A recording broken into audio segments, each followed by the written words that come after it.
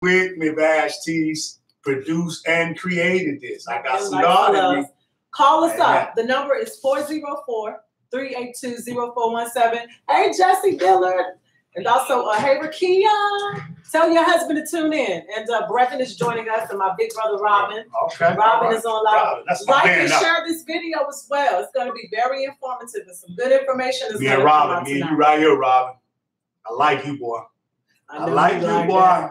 That. We're getting ready to start the show now. Come on, tell everybody to join us. Hey, Danielle. I love you, Danielle. Long time coming to see you. I'll see you soon. Hey, Junior Tanner. Hey, woman of God, Betty Malloy. Judy Bruce Walker says hello. Hey, Judy. Shout out to Bible Way Worldwide. Danville, VA representing. I think that's some Night Rider that's clicking likes and loves and like and share the video. Get the word across that we're here. My song to come on. Straight talk with the teachers. Yeah. We're ready. Hey, Right, 4, 3, 2. All right. 1. Join us, everybody. Check your mic. Check your mic. Mic check 1, 2. Yeah.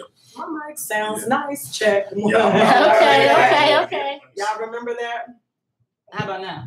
I miss you too, Miss Betty. Are we good? All right. Here we go, y'all. All right.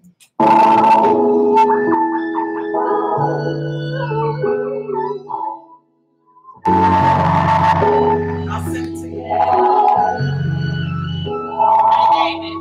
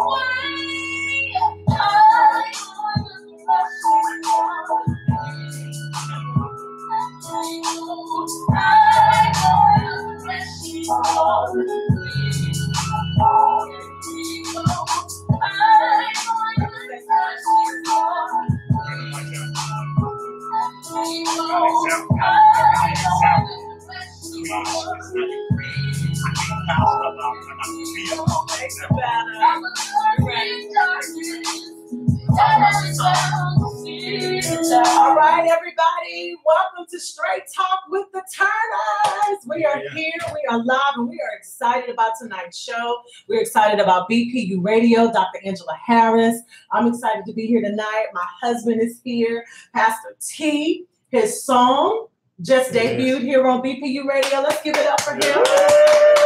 Tell us about the song. It's called Threshing Floor. I love it. It's a nice groove. It is a gospel song. So tell us about it. Yeah, a little bit about Erica Washington is a singer, the vocalist that I featured on there, and she's my homegirl out of Mobile, and I'm always looking for talent to partner up with, and so I've wrote many songs, and so that one is just real close to me because the threshing floor is just one of those ideas that have been put forth in the Bible. When you're on the threshing floor, that's when God does his greatest work on you. Amen. By squeezing out all the impurity. That's right. And those women were on the threshing floor, put those clothes down there. Amen. And threshing floor also means producing.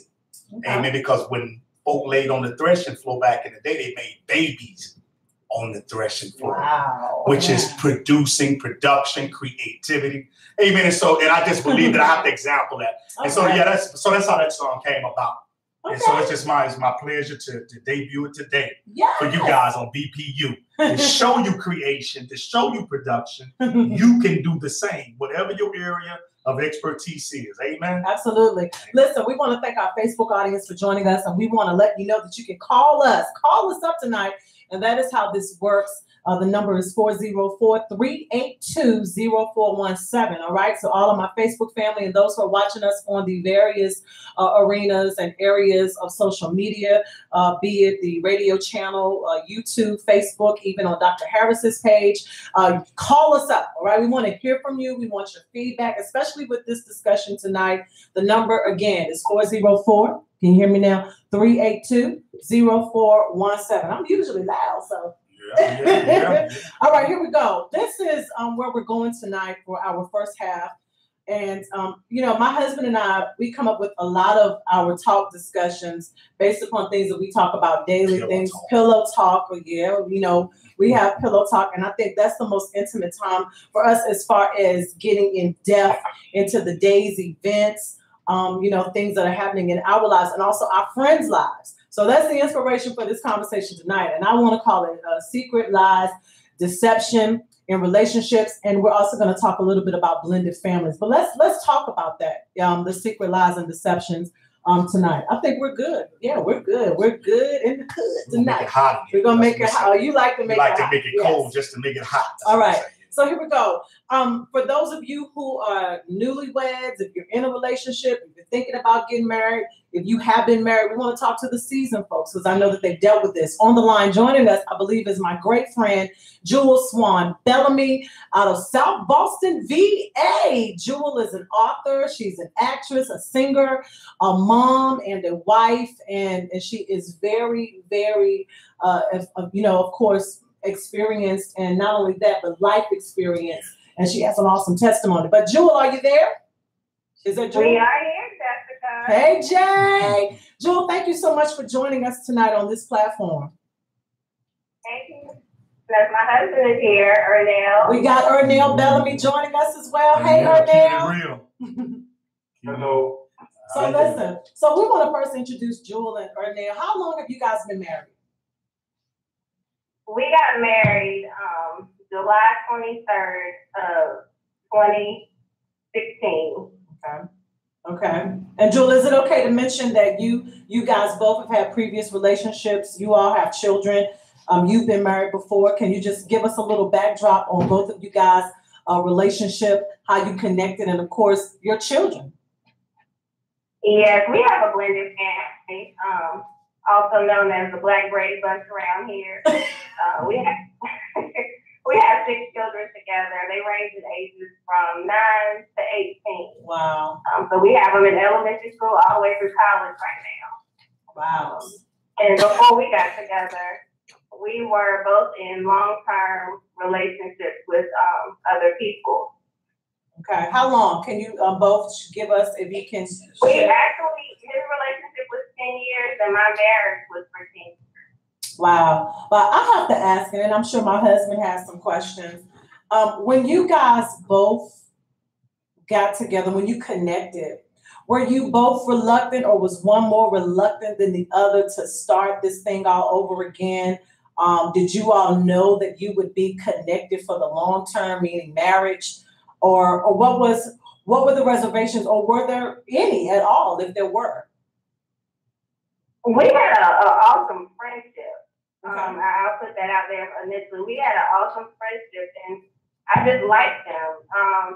We did, of course, me coming out of a marriage to a pastor for 10 years, of course, I had my reservations and a lot of trust issues, but it didn't stop me from having an open mind about, you know, starting something new with somebody. But I had to make sure I really liked this person.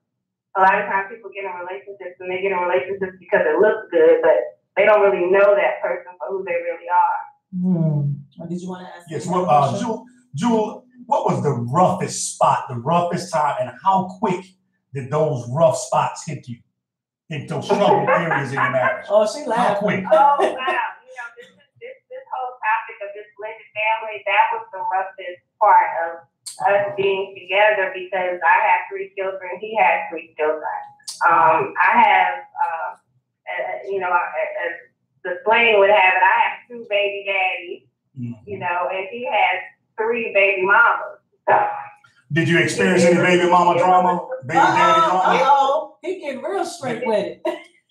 It was really a struggle in the beginning. You know, I was trying to be the mom figure, the friend figure, the friend of the family figure, and you know and I wasn't trying to take anybody's place, but my husband says I was just being a fool. I want to get his input. Go ahead. Yes. The basic part of he wanted me to set strict boundaries, but I just love my children, whether they're his or mine.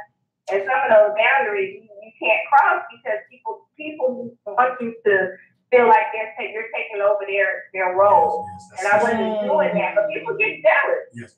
Well, Jules, let me ask you this, because I know I've had some conversations with your husband, and I know for a fact that he's a pretty stern individual. So how was the adjustment in the home when he laid down his rules? How did the kids adjust to that? Good question. They didn't adjust to that. Wow. They didn't have to because he's just a no-nonsense person. He's one of those people that walks softly, but he carries a big stick even if you don't see it. Like my So husband, yeah. just his presence and knowing how he is, they didn't have to adjust to that. Okay. Wow. I have a question. Because again, with any marriage, and especially when you're dealing with children, nothing comes without hurdles. Nothing comes without, as my husband calls, the breaking of the bones to adjust. I'm wondering, was there ever a time when you were dealing with this family coming together with the 6 children? Were there questions, or did anything ever almost divide you guys? Did the children ever become divisive? Did they ever try to have a wedge? Right, exactly, or manipulate the situation at all? He may differ in this, but there were some moments where I felt like, you know what, you can have this. Because if I got to deal with this person to be connected to you, then I just won't do it. But we had to compromise, and he's raising his. So, Mr. Bellamy, you can speak. Right. I would like to hear from him. I would like to get your husband's perspective on the matter. Okay, I have a statement. It's an opinion, but it's a very strong statement. If you are in a blended relationship or you're gonna have a blended family, the first thing you should always do, it doesn't matter who you are, you need to listen and take advice from people who give you advice on their children. You need to listen. They know their children better than you do. So if you say, if I tell you, look, don't get too close and be careful with my kids, because, stuff happens or others a certain way, you need to listen, and you need to take that advice very seriously. And a lot of times in relationships, the women, and this is just a fact, women, it's very hard for certain women to accept other people's children. Wow. Or It is. There's another woman in their children's lives versus men. Wow. Men deal with that a lot easier than women do. And that's Look just at a Dr. fact. Okay, I gotta get Dr. Angela. I had a child. Hold on one second. He'll be 18. He's graduating from high school, so I have my experience with this. If I give you some advice on my children, you should listen. I want to get Dr. Angela's perspective only because she was giving us kind of that face. Hold on one second. We want to get everybody's input on this. Dr. Angela, I see that face. So go ahead. What say you? I think it just depends on the people, because me as a woman, I have been in the experience of having to accept other people's children. First of all, any relationship that you're in, you have to be willing to accept the bag that comes along with that relationship. And a lot of times I don't believe that it's a woman or a man thing. I think it's an individual thing in how you were raised, because like even now, my daughters have children's fathers that, have previous children. And because of the way that they see me, with my family, my youngest daughter's father, before he went to prison, we had 5 children apiece. He had 5 by one person, I had 5 by one person. So our 11th child together is our daughter together. But way before, we even thought about having our own child, the blended was already there. And I, as a woman, had to accept his children, just like him as a man had to accept my children as well. And if that's not something that's done from the very beginning, if your mindset is not to become a blended narrative, then the end result of your relationship is going to be failure, because there'll be always something that's driving that relationship apart, and that's separation. Wow. So let me get back to Jewel's husband. I want to ask you a question, but that's very important. That's very good that you highlighted that, because many women think that because they are nurturers that they automatically just accept kids, and many times they do, as long as it's not their husband's child. I'm not saying across the board, but that's a very, very valid point. It's easier for a man to marry a woman with 4 or 5 kids than it is for a woman with no kids to marry a man that's taking care of 4 or 5 kids. Period. I don't care. I mean, that's across the board. Why do you think that? Why do you think so? I don't. And that's a valid question. I don't understand it. Go ahead, Arnell. No, I agree with what the lady said, but that's not what I'm saying. Okay. The blended family part between us is not the issue. See, what we accept the children from day one. What I'm saying is, if you come into a relationship with me, and I say, well, this mother and my child, this child, and her mother are a certain way, be careful. Don't do too much with this child. You need to listen to me. I'm the father. You need to listen to me. You don't need to do your own thing. Well, I just don't believe that I'm going to do this and I'm going to be this to this group. No, you need to listen to the parent of that child who knows that child better than you. That's what I meant. I didn't mean being a blended family. See, that being a blended family for men is a whole lot easier than it is for women, and that's just a fact. So he agrees with There's plenty of men that come into relationships with kids, and they take care of those children like they're their own. That's a fact. But a woman should do that as well. But why is it hard for women? It's hard. What's the women are from what is it? Mars.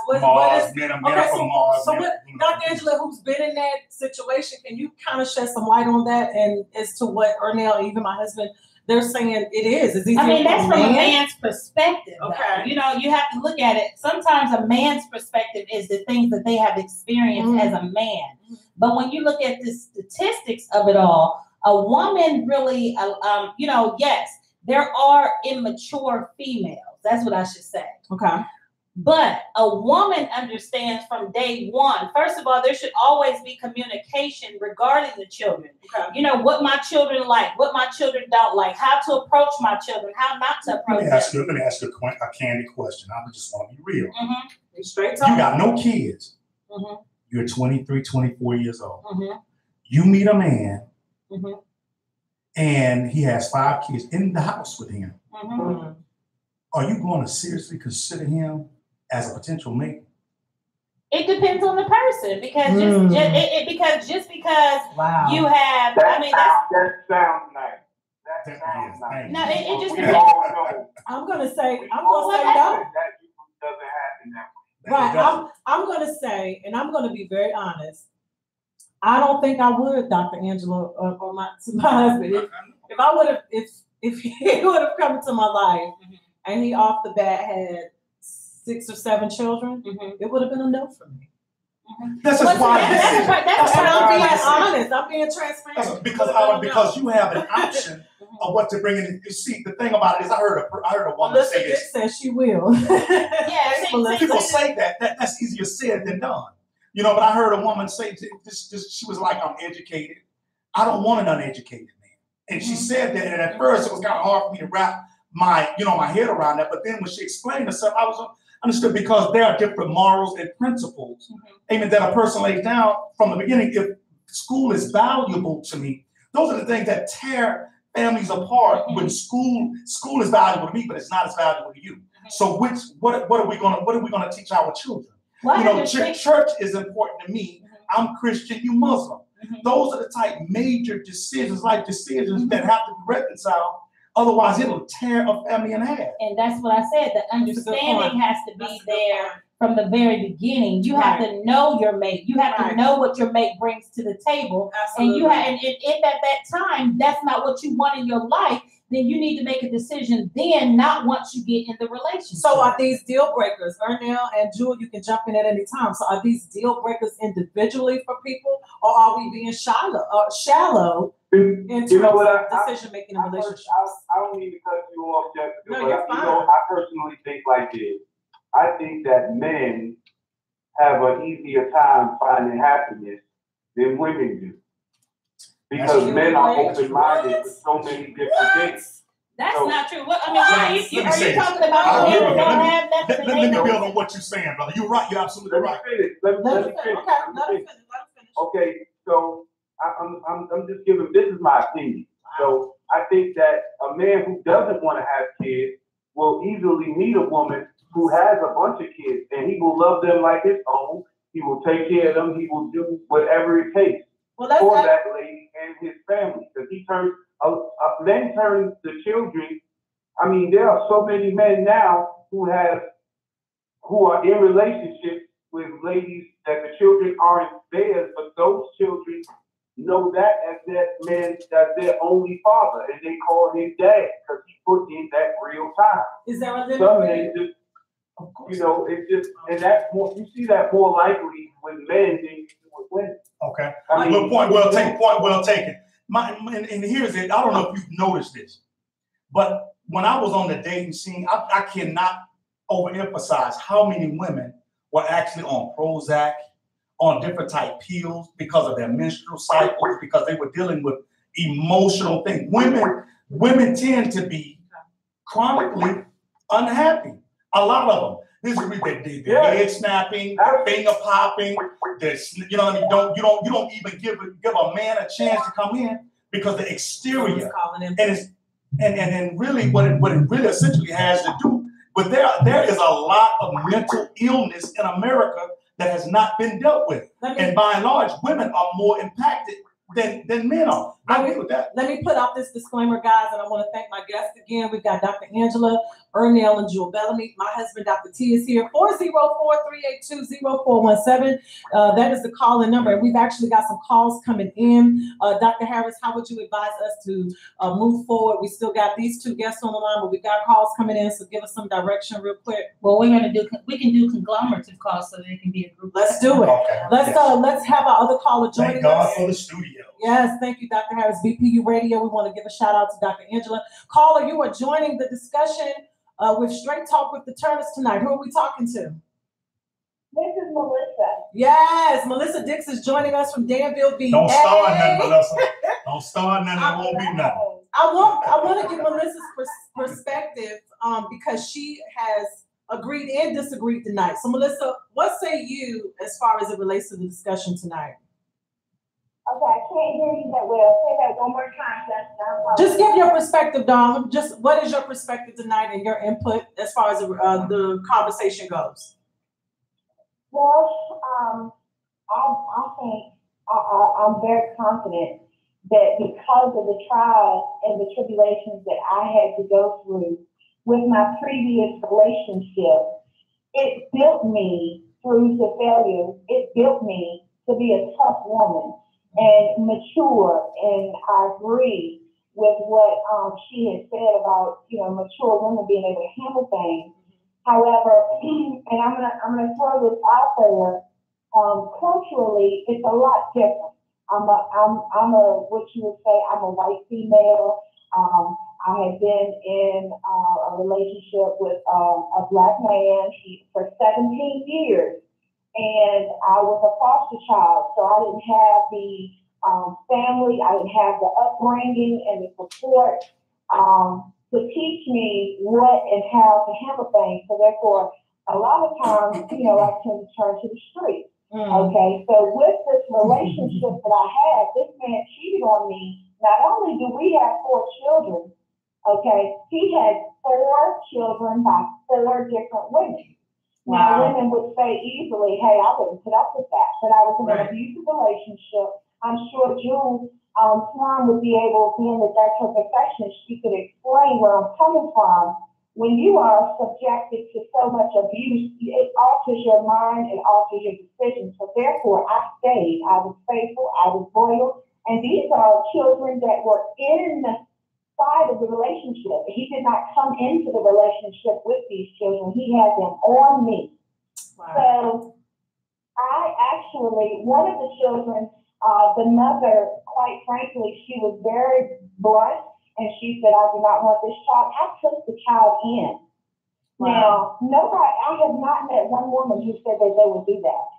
And I'm not patting myself on the shoulder because it is frankly insane. I would never put it in. Let me ask you Okay, and this. then I want Dr. Angela to chime in. Go ahead, Heather. Let me ask you this, Melissa.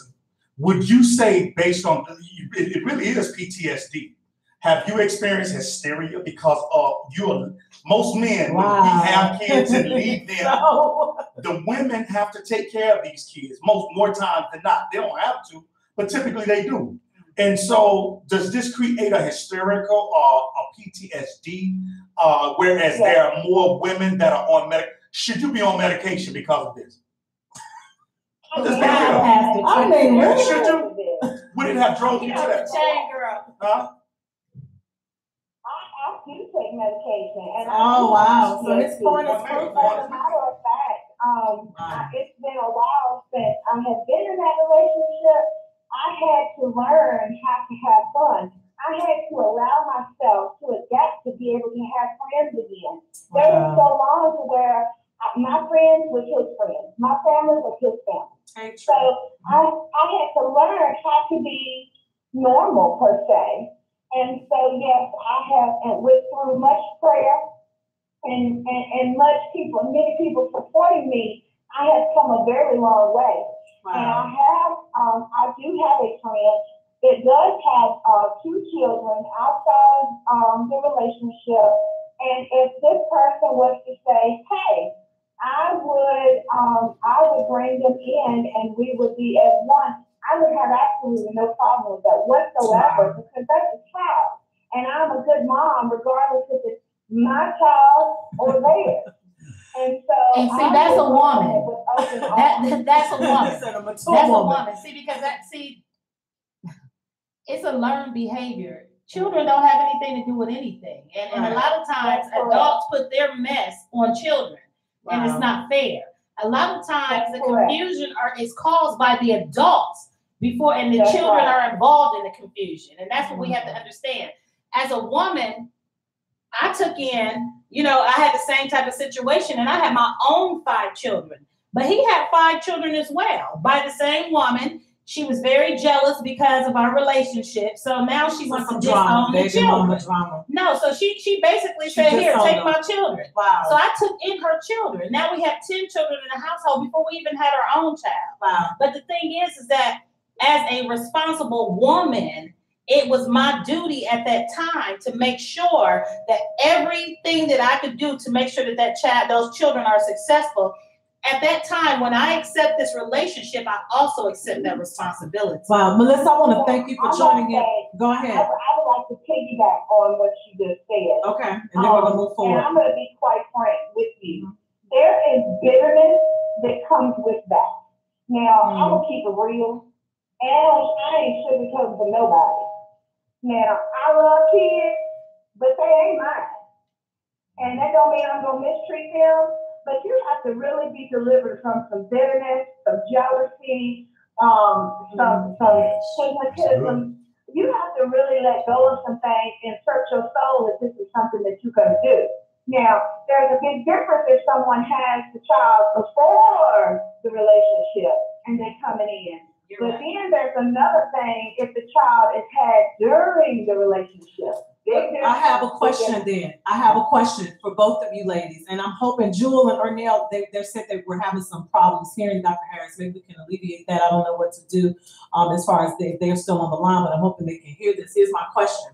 So is it easier to deal with stepchildren or when the couple has their own biological children, or is there a difference? And I hope you guys are understanding what I'm saying, because you said, Dr. Harris, that you guys have 5 children individually, but you had 1 together. Melissa is chiming in as well, and you too. So is it easier, do you think, with the biological child that both of you all have, or when there are stepchildren that are involved as far as blending and adjusting? Well, there was another child that came after the fact too, so I Okay. can relate to what she's talking about. Right. There was another child that, and we do have another caller coming. Wow. Okay. There was another child involved after that, but I had to be still a woman and decide if I'm going to continue in this relationship. I have to accept this child. You know, And see, I think the challenge here is when it comes to stepchildren or biological children. Take my example from me personally. I think that it's just me personally, it's harder for me to parent my biological children because I am responsible for everything. Whether Hey, this is Sean Black. Hey, give us 1 minute, Sean. Give us 1 minute. We're gonna let you chime in here in a second. It was hard. It was more difficult. It was more difficult for me to parent my biological child as opposed to my stepchild. And the reason being is because it's easy for me to say, hey, well, you brought the problem into this marriage. You know what I mean? And so I don't have to deal with, I can opt out if I want to. And it's just less stress on me. Like, look, this is where I'm at with this situation. I can walk with my own biological child. It's easier. Its calls are coming in like crazy. Well, but let me decode this language real quick. Right, I'm gonna be short. Okay, let me decode what Melissa said earlier. I want to just decode that fun versus joy. And I think that's typically what drives people crazy, especially women. And men, don't get me wrong, but immature people love to have fun as opposed to joy. Joy is what God gives you.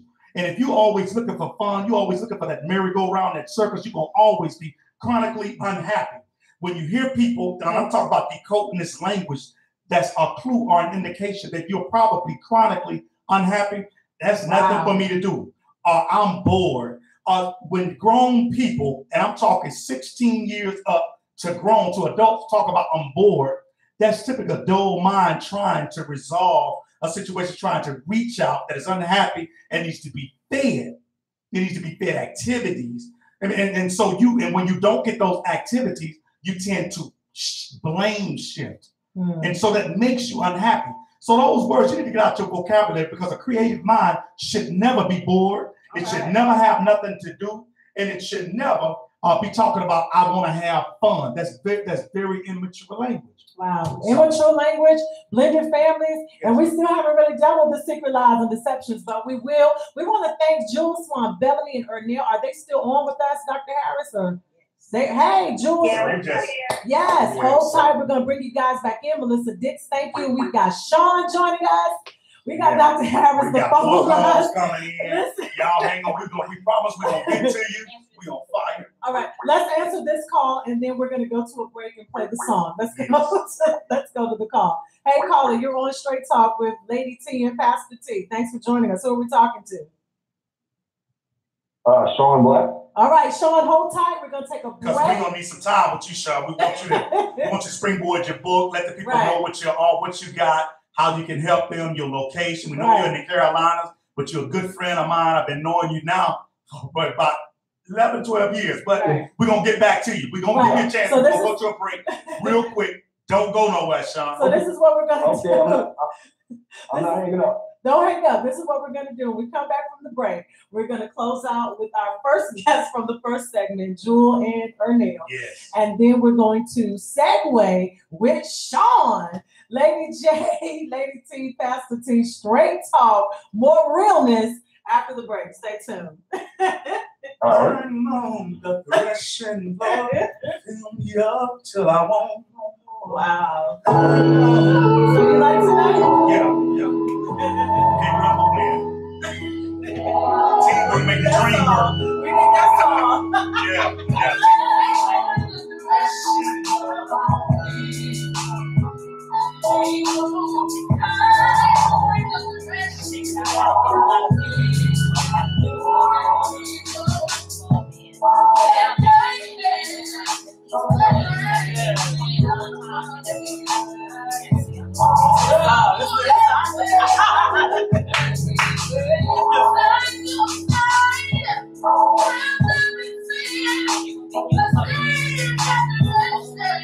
I need to log in and see that way. Yeah.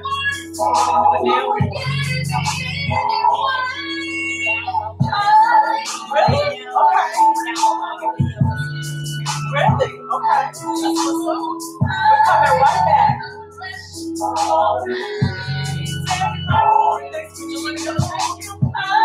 We'll be right back. Like and share this video and let us know what you think. Hey, woman of God, pass. I love you. Thank you. Give us like 2 minutes. We'll be right back until we finish this discussion. Hey, I'm gonna read your comments.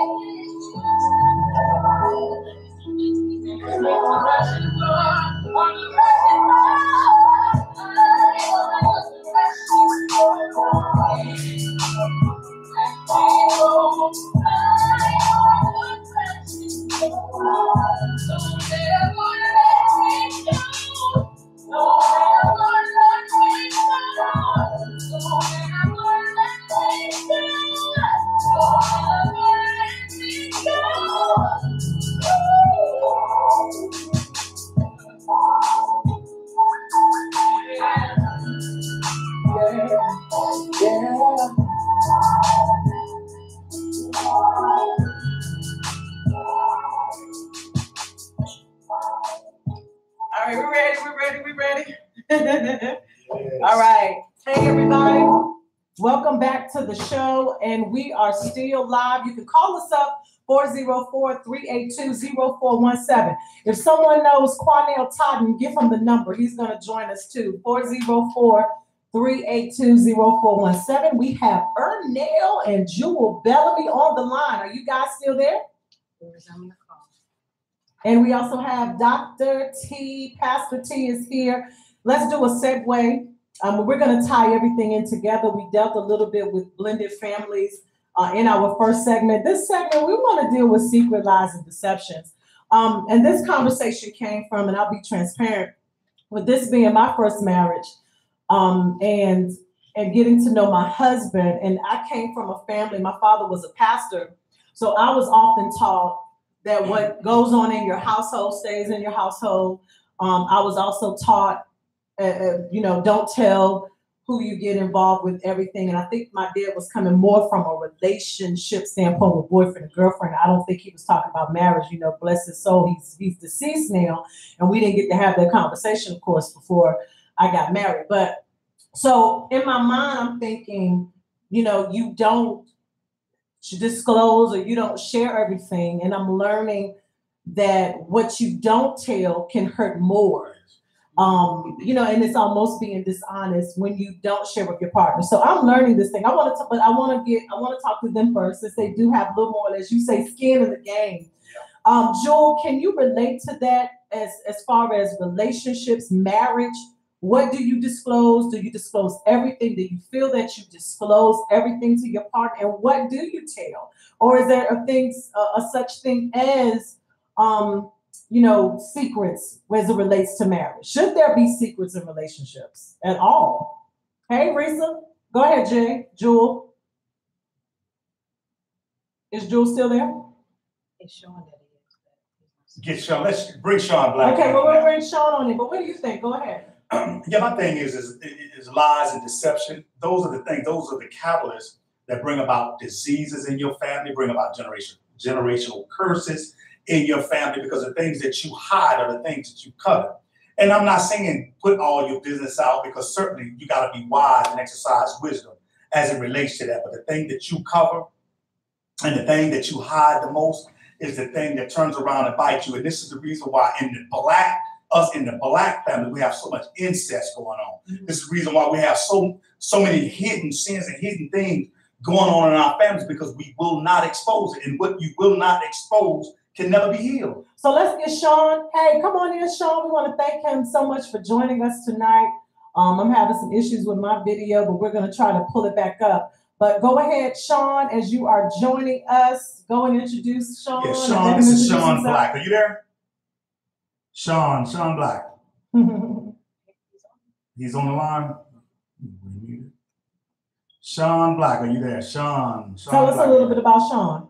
Okay, Sean is an author of many books, and his name, he goes by the author name of Sean Black as well, which actually is his government name as well. And so I met Sean many years ago. We're co-authors, and a lot of times we would throw things off of one another and have candid conversations like what we're having now. Mm-hmm. And I found him to be very intriguing, very charismatic.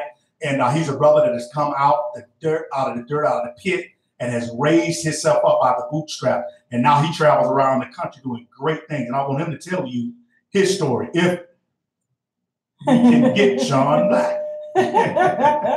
Sean, we got so many calls coming in. We do have a lot of calls coming in. He's on. Hey, Sean. And do we have anyone else on the phone, Dr. Angela? Yes. I'm on. Can you hear him? I can't hear you, Sean. He's telling me he's on. Can you hear him? He's talking. Oh, I am so sorry. Okay, Sean. We're learning together. Okay, You're Sean. fine. Hey. You there, Sean? Can you hear me? Yes, we hear you. You're loud and clear, Sean. Go ahead. You there, Sean? Yeah, I'm here. Can you hear me, Dwayne? Okay, yeah. Just go ahead and tell us a little bit about what you got going on. Okay. Hi, audience. I'm Sean Black. He's going to have to turn his phone down. This is Sean Black, signing on. And I met Dwayne almost 10, 11 years ago, like he said. We became real good friends through the storm, is what I call it. You know, we both, we ended up in Morgantown, West Virginia. You know, we were in our in stretch of prison bid that we were sentenced to. And I just kind of like, you know, like,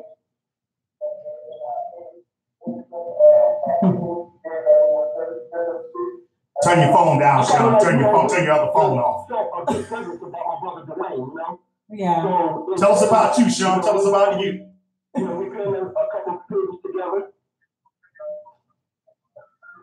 Oh, okay. All right, so I have a book. I have a few books out right now. I have a trilogy series called Stick and Move. Part 1. Part 2 is called Product of Society. And Part 3 is called No Way Out. And these books were published in this company out of New York called RJ Publications.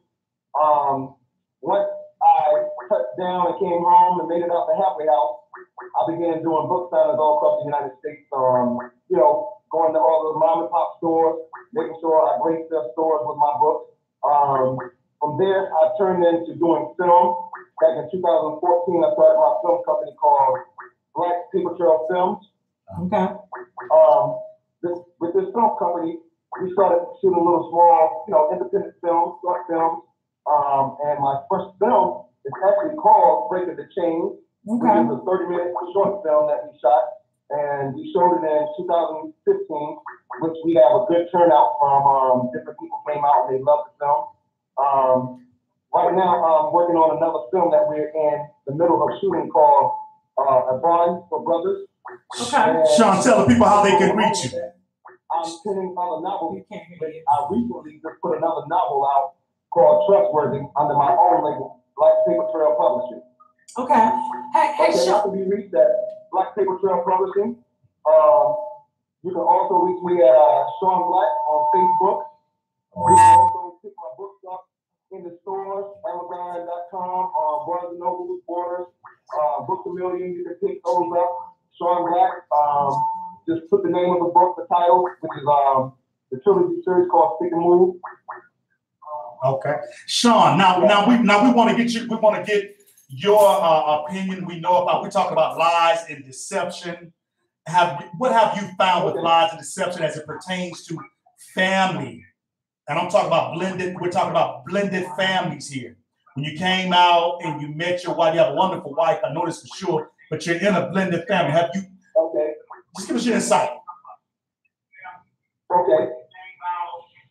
He's gonna have to turn his phone down. Okay, well, first let's start at saying by being in a blended family, it's kind of a difficult situation if you don't go in it thinking with the thinking cap on.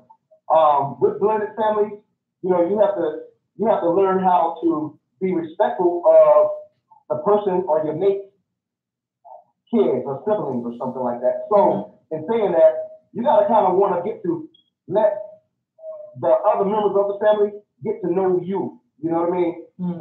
And in respect, you return that same respect to them. You're gonna have to treat them like they're your own kids, but you also gotta know your boundaries. You know what I mean? Right. When you talk about boundaries, can you specify what boundaries are? Because what boundaries mean for one may be different for others. Yeah, you gotta family. Well, okay. So knowing that we are all parents, right? Mm-hmm. Yes. Being that we are all parents, where you gotta respect the boundaries of others.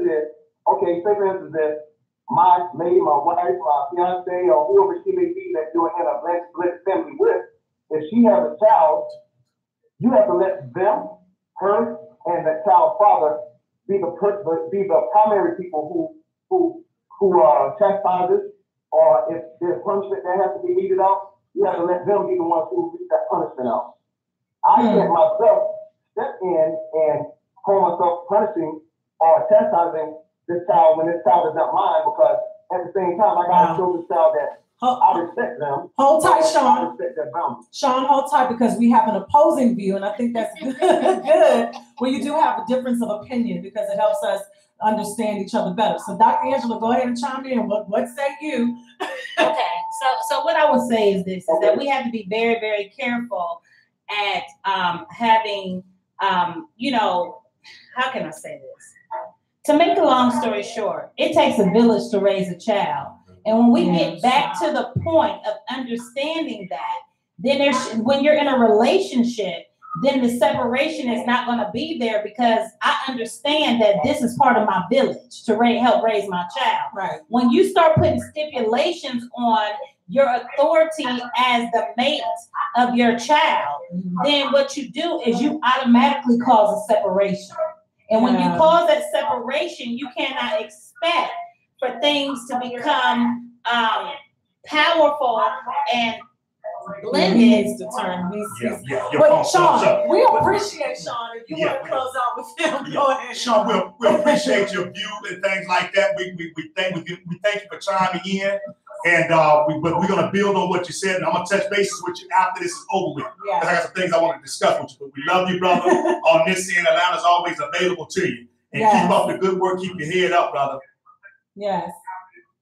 Okay. Yeah, but I'll say this too, Doctor.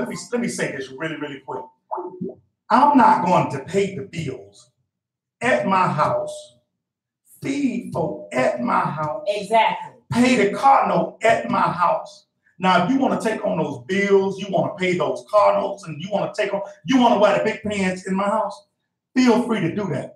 But I'm not going to live in a prison in my own domain. Exactly. I'm not going to have young children who think that they have their own.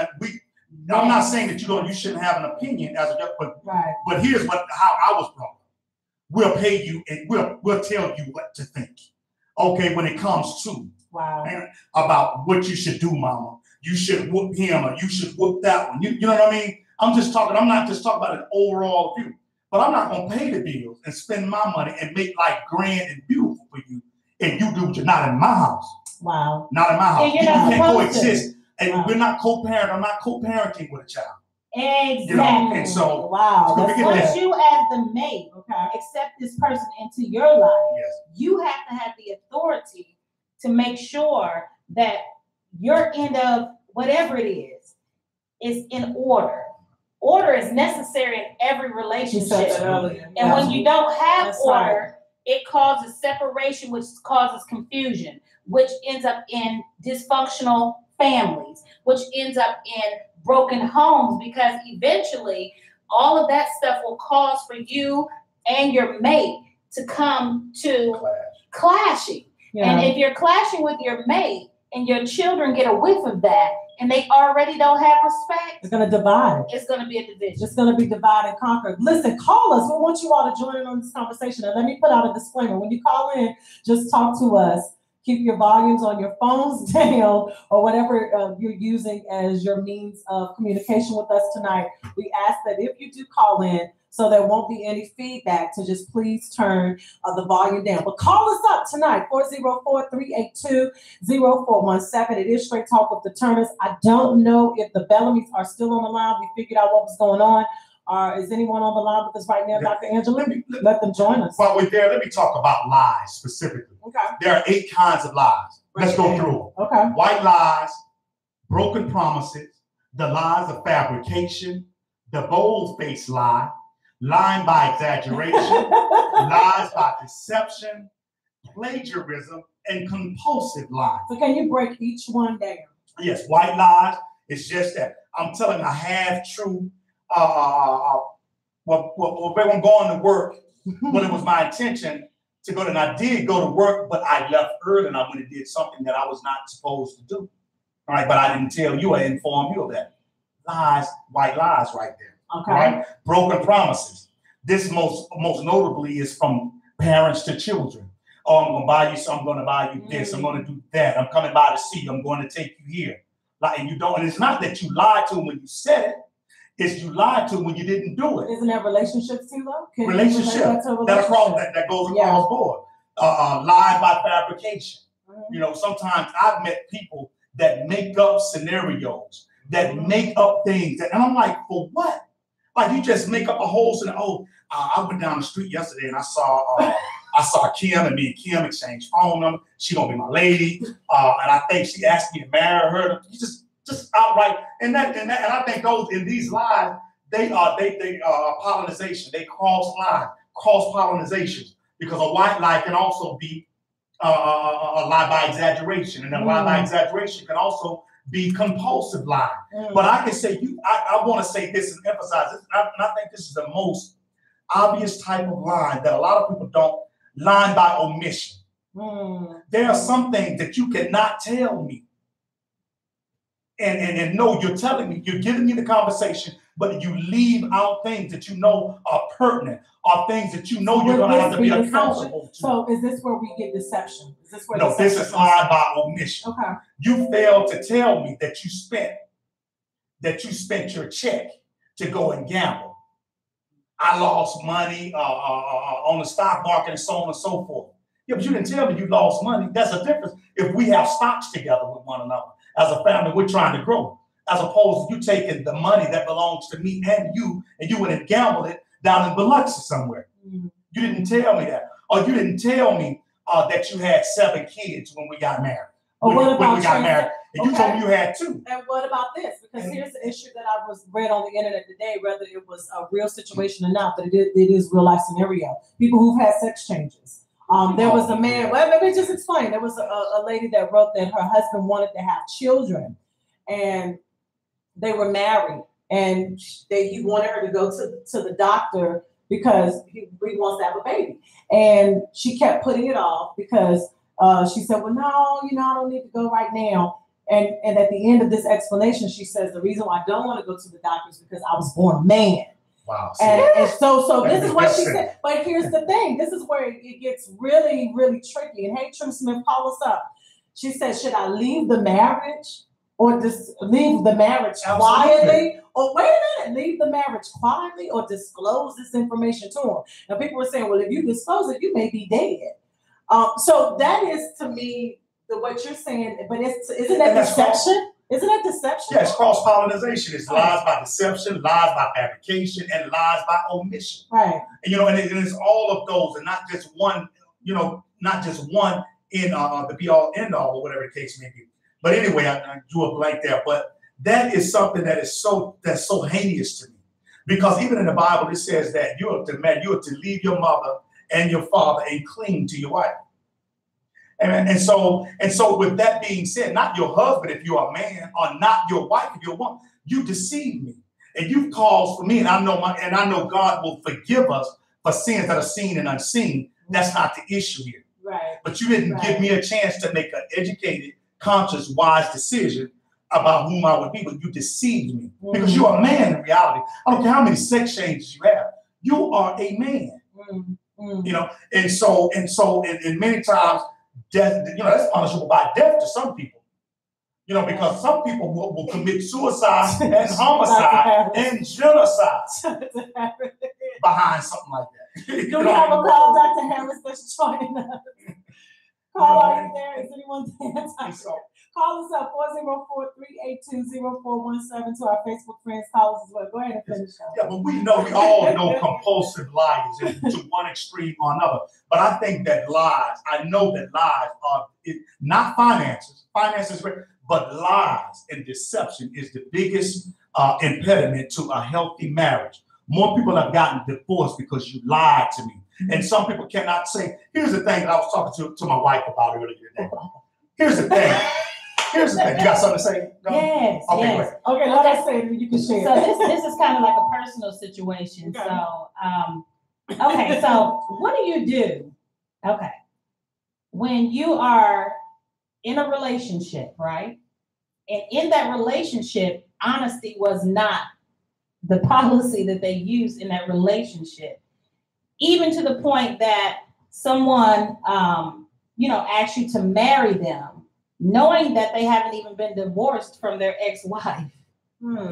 See, I just have to ask you this because everybody has their opinions. And they said, well, maybe they didn't want to lose you. But see, the thing that's going to lose me is you being dishonest to me from the beginning. That's right. That's right. And you have a right. You have a right to know, to have everything placed on the table. Here's what it said. And pickpocketers, folks, 3-card Molly, those type of games, same type of game where folks lie to you. You can never be taken by a lie except your greed gets in your way.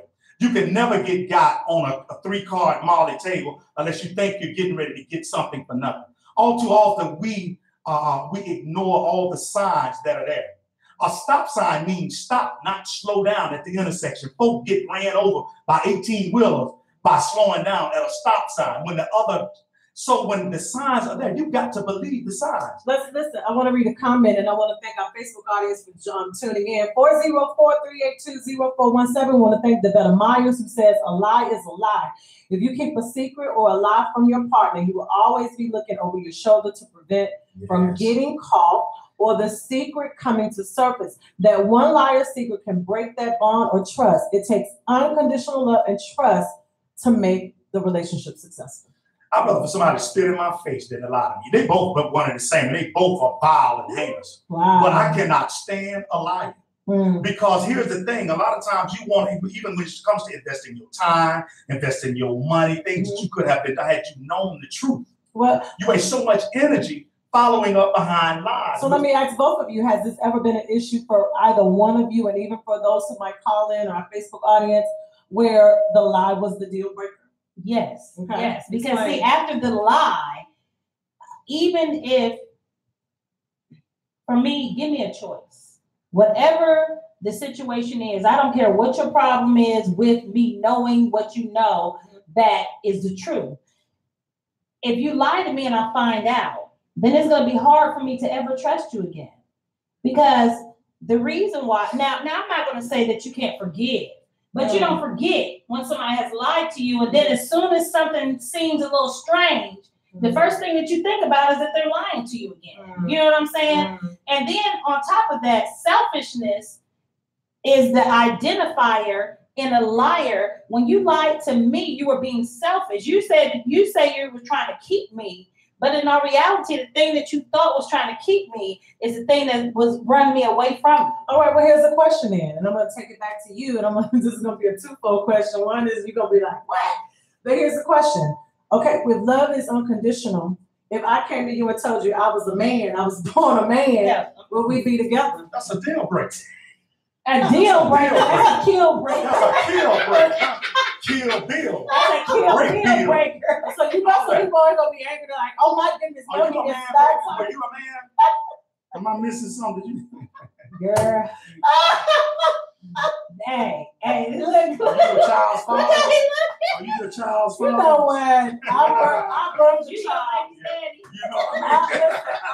I birthed a child. I've got the evidence to prove it. So no, I'm not. But I mean, I'm asking that because again. But here's the thing. But let's follow what I'm saying here, and reason with me. Reason with me here. Yeah. Women, we all lie, but women lie all the time, and I'm gonna show you how. And lies are subliminal. The eyeshadow, the lipstick. Now it's gotten to the point that we don't. You asked today, how did all these white women get all this behind? What's going on? They probably got some lifters going on. We got plastic surgery going on. It starts with the little thing. Lies are little and subtle at first, and they get bigger until they explode. Mm-hmm. And so we have to be careful when we start trying to put on, because I want to look like Whitney Houston. I want to look like Beyonce. You know, and I carved my nose. You know, I had somebody say, they said, you know what? They said, if you want your woman, go look on the dresser. They said you're going to find her lashes, that's right, her hair, her everything. You might even find a butt on the dresser. And then when you get in the bed with her, you're trying to figure out, who the heck is this woman? Here is my question to you. Here's my question to you. Wait a minute. So is a fake booty a deal breaker? It's a deal breaker. Because you flat as an iron board, let me have the flatness. I'm okay with it. If I accept you, I've accepted it on my own terms. Don't make me think you're 36, 24, 36 at the club, and I get you home and you start taking legs off. No, we ain't talking about that. We talking about when they get the fake ones with implants and stuff. You know the stuff that y'all I personally don't want to feel on silicone. I want to feel on what your mama gave you. I want to feel on what your daddy gave you. You know what I mean? And so that's the thing to me, for me right there. And so we have to be honest across the board here. You wouldn't want a man. That's why you got the deal. Would you want a man? Would you want a man? Would you want a man? How do you? So here's my question to you all. Here's my question. All right. So if your man tells you that I like you natural, I love you that way. But then in spite of what he wants and what he says, you say, I'm giving you that at home, but then you get yourself made up, you put the weave on, you put everything else on. Who are you dressing up for in the world? If your man is okay with it, so are you dressing up for other men to see you? Or are you trying to be it could be, it depends on what your profession is too. Because absolutely. Sometimes women know it depends on what your profession is. Because first of all, raise my hand. You got something to say? Yeah, because in TV, like I was telling him, one thing about television, you have to.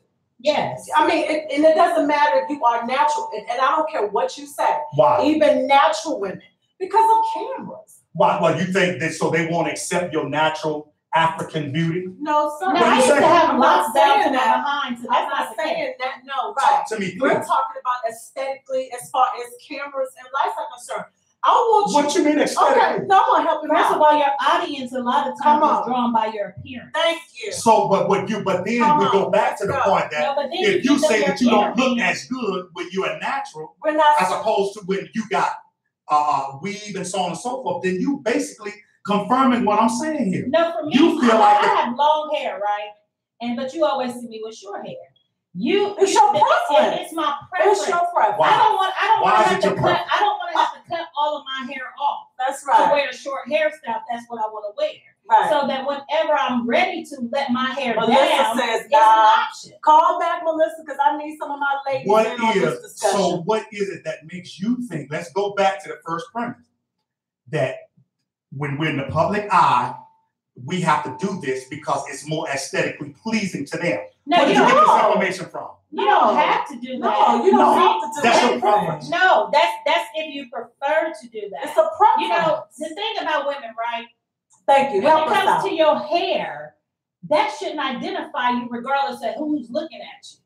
But if you want to wear certain hairstyles, then there should be no issues with So what about a man? I got a question. A man has a question, but they all wear weaves, baby. But here's the question. Call in. Rodney, call us up at 404-382-0417, and I'm going to read the comment, but call us up, 404-382-0417. We got a lot of people chiming in. Rodney says, so if a woman is all made up and wigged up, does that make her a lie because she's not original when all she wants to do is enhance her beauty? That's the problem that I have with that is enhance. Your word, what makes you think that that's enhancing her beauty? See, so when you were born with what God has given, I'm refuting him from it. Here, what God has given you, God has created you in beauty, in perfect perfection. And so when you get your hair done, what makes that not beauty? How can you enhance by putting on what white America, European Americans say that it's pleasing and aesthetic? And that is the reason why so many of our young people have self-esteem issues because they're trying to conform to the world's view of what beauty is. Beauty is thin. Or where do we stop at? So it's beauty. Is beauty 78 pounds? Here's something else. Melissa says, I have heard a man say, if that's what you like and it makes you feel confident, then I like it too. I mean, I like makeup and nobody bet not tell me don't wear any. Jewel, call us back if you can. True. And then we have another one over here that says beauty is in the eyes of the beholder. Amen. Hey, Lisa, stop. But here's the thing. Once again, I don't think that all the time it is an image issue. I don't think all the time women have self-esteem issues they want to enhance themselves. So when you wear your natural hair without wearing all the makeup, do you feel beautiful? I do. I do because you make me feel beautiful. No, I feel beautiful because I love myself. Right. See, the message that we are sending to our young ones is that my mother made a conscious effort to go buy hair, to go buy weave, to go makeup, to go put a breast up, and so on, as if there is a standard of looks that we should be trying to stick. And that's what's causing so many of our young children to fall by the wayside. That's why they're killing one another for shoes. That's why they're killing one another for weed. That's why they're breaking into folks trying to get money and selling dope because of what the world has labeled them as being. Hold up. So if I came in the house looking like alfalfa or unkempt, would that be attractive to unkept? Would that be attractive to you? Beauty, that doesn't mean that you have only because I would be worried about you. No, I would be worried about you mentally if you came home unkept. And she said beauty is a perception. Yeah. Thank you. Beauty is a perception. Yeah. And it's a preference. It is a perception of how you feel about yourself. But when you go somewhere and somebody you know this yourself. When your mother, insurance man used to come over or somebody, they would be like, hold on, don't answer that door until I go up in here and throw my wig on. That was sending subliminal messages, whether they knew it or not. They may have been ignorant to the fact. See, I don't do that because I still walk around in scars if I want to. Me too at home. That doesn't mean that you don't love yourself. Because you want, especially as women, beauty and health is all on the outside when people think about it. But when you love yourself from the inside, it don't matter the little things that you might add. we got a call. All right, let's take a call. I'm going to read the comment. T said men have a fit when their hair ain't out. Caller, welcome to Straight Talk with Pastor T and Lady T, who we have the pleasure of talking with. Melissa gonna get you. What say you, Melissa? Come on and help us out. Help the ladies out. All this testosterone. Exactly. You got okay, so this is what I have to say. Pastor Turner, I love you, brother. All right. But so let me break it down. Come on. Okay. All right. And I'm talking, so white America, I want to speak on that. I come from growing up around a majority of Black people who love to enhance their beauty However, when I started really noticing and recognizing who I was very unhappy, Pastor Turner. I was very unhappy. I had low self-esteem. I never was praised. You know, I mean, it was bad. But when I learned how to overcome that, and I'm not saying, you know, all these false eyelashes and the fake booty and the silicone breasts and all this kind of stuff they got going on. You know, I like makeup as wearing it decent and in order. Okay. I do like that. Now I know that I don't have to wear that, but I had to come to a place in my own life to recognize, okay, I don't need that to be able to go out in public. I appreciate and I respect what God has given me. And I've had to learn that that's the beauty that God gave me was my natural beauty. However, I must speak on this, okay? Yes. And this is a racial thing. I'm by far racist, but I want to say this, okay?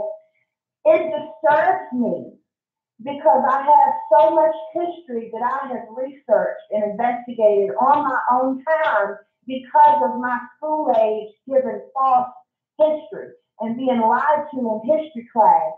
I had to learn what my ancestors did on my white side and on my Native American side. I had to learn that we were named Indians and we weren't even Indians. Okay? I had to learn that this man didn't even come to America. He went to the Caribbean and we have to celebrate him and get a day off. You know, and then we break it down and all this stuff that, like you said, Pastor, the white America has introduced. It is, I do believe it is to alter the mind. It is a project. It is a way of preserving the beauty that God has given. I do believe that. And unfortunately, I do see a lot of Black women that do those things. They want to be like a Nicki Minaj.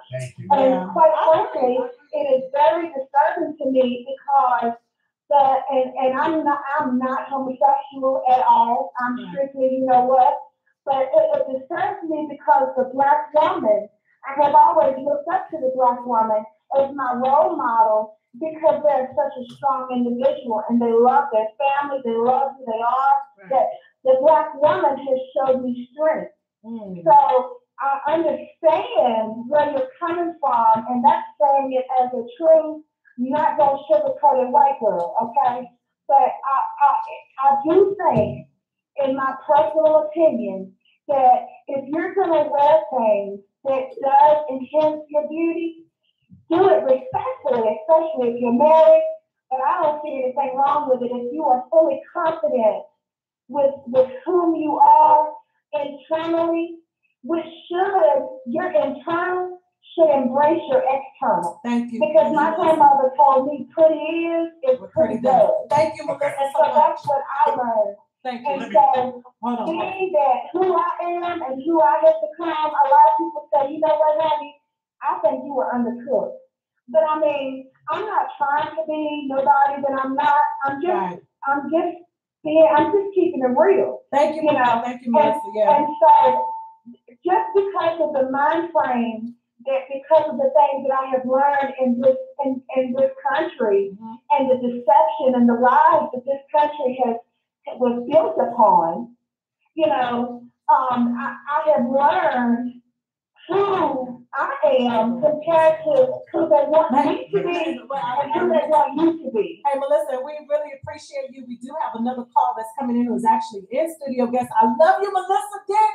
Melissa from Danville, VA. I want to read a comment real quickly before we have Deborah Rankins join us. Jewel Swan Bellamy says, personally, I wear less makeup now. Less makeup. She didn't say she stopped wearing. Hold on. I wear less makeup now because I know within myself that I'm beautiful inside and I have a husband who makes me feel that way. Dash T says, now I love makeup and the creativity and the art of it, but I don't wear any Sunday and felt perfectly fine. Parents have to teach their children that they are fearfully and wonderfully made, but kids are cruel, so it starts at wrong. Devetta Meyer says, Pastor, I still respect you, but I go back to unconditional love. You accept her for her original beauty and mind and what she brings to the relationship. If she wants to enhance herself, let her be her. Turn the table. What if a woman lost her breast due to cancer? Would you still accept her? She may not want to put on a silicone breast one day.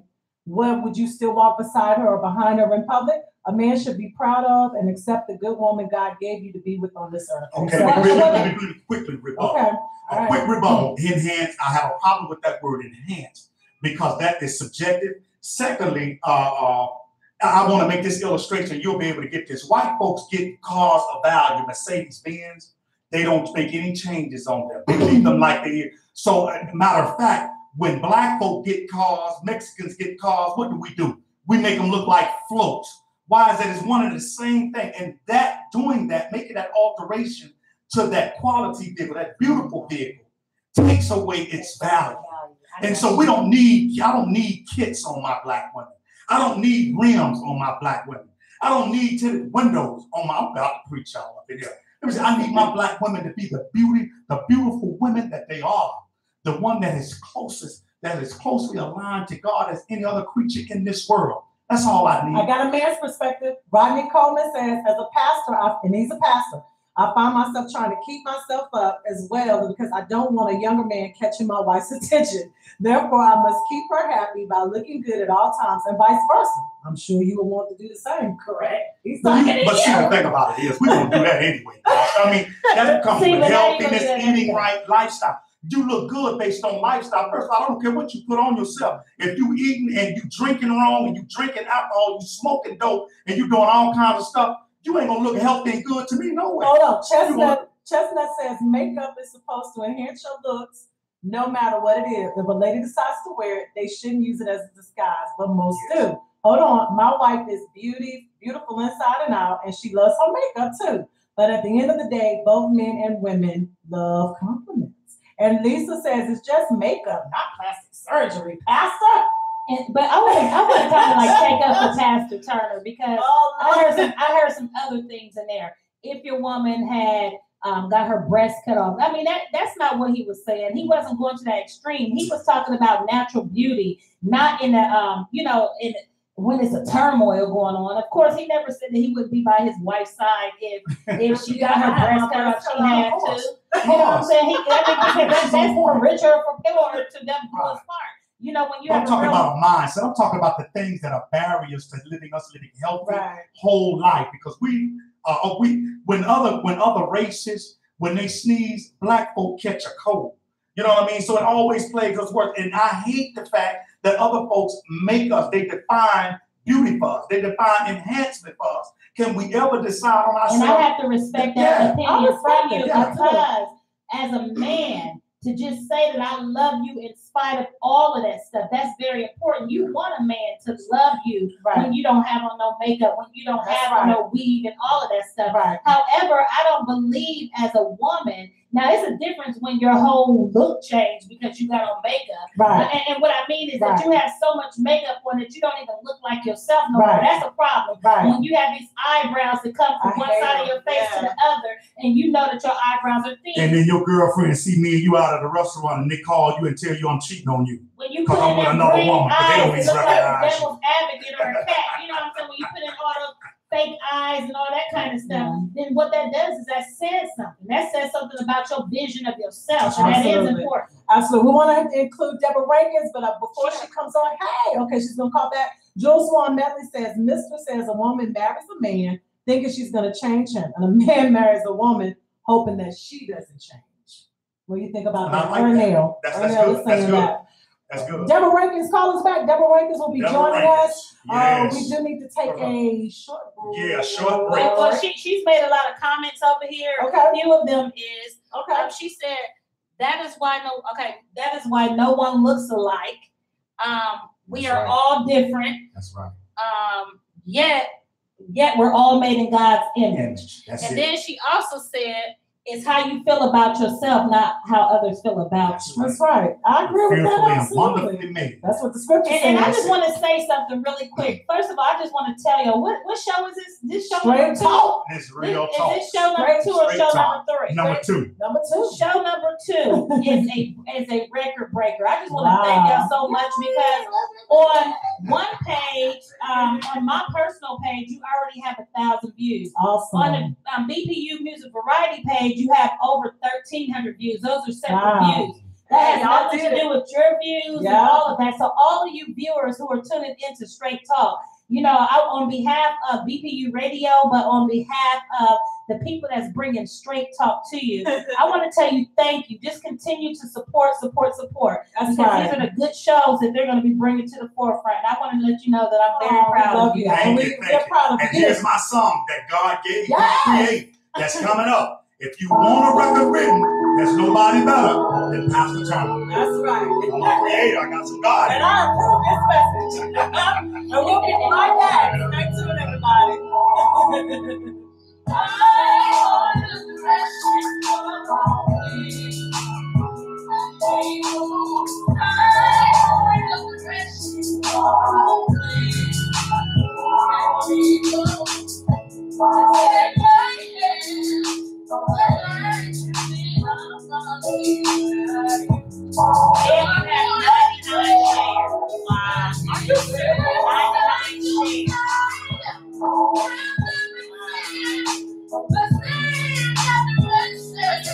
Praise God. I prayed about that today. We want to be effective. We want to be effective, fun, and their ministry love you, Melissa. I love you. Love you, Smith. Hey, Mark Anthony. You like your song?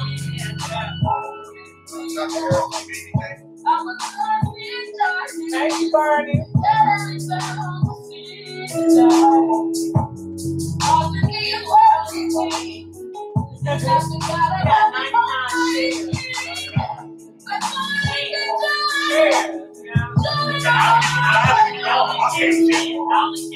Love you, Melissa. I love That's my girl.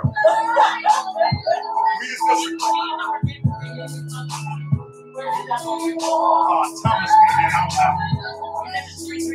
Yeah, that's it. Yeah. Oh. Yeah, go ahead. Yeah, just call. Can you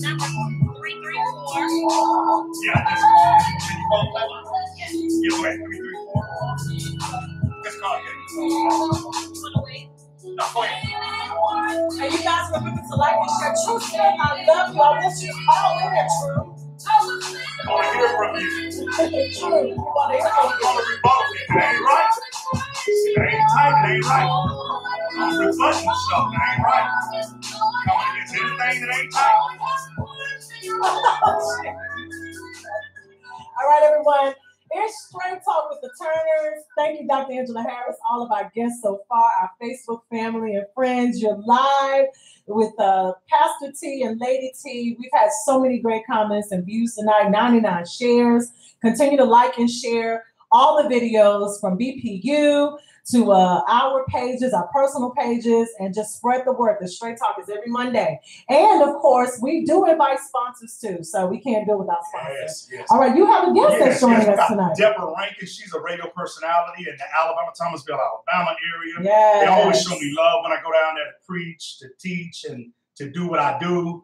And whenever I'm down there, I always need just a phone call away, and I go into the radio show. Great lady. And they entertain me. So, Deborah, how are you today? Hey. I'm great. How are you guys doing? We are awesome. Thank you so much for joining us tonight. And just from one lady to another, I love your spirit and just an awesome person that you are. From my first impressions and meeting you. So thank you so much for joining Straight Talk tonight. Have you had the opportunity to listen to most of the conversation? And we are going to give you the opportunity to promote what you're doing as well. But we want to get your input tonight as far as the conversation goes. Well, very good conversation going on.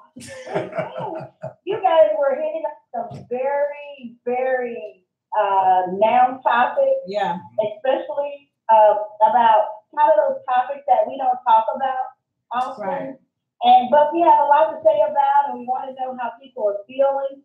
I really was caught up into the conversation about how we are so appearing that we're so made up. And what I always say, sometimes uniforms perhaps. But I think, I have more than one side to that when it comes to how women, sometimes appearance is an issue and how we look.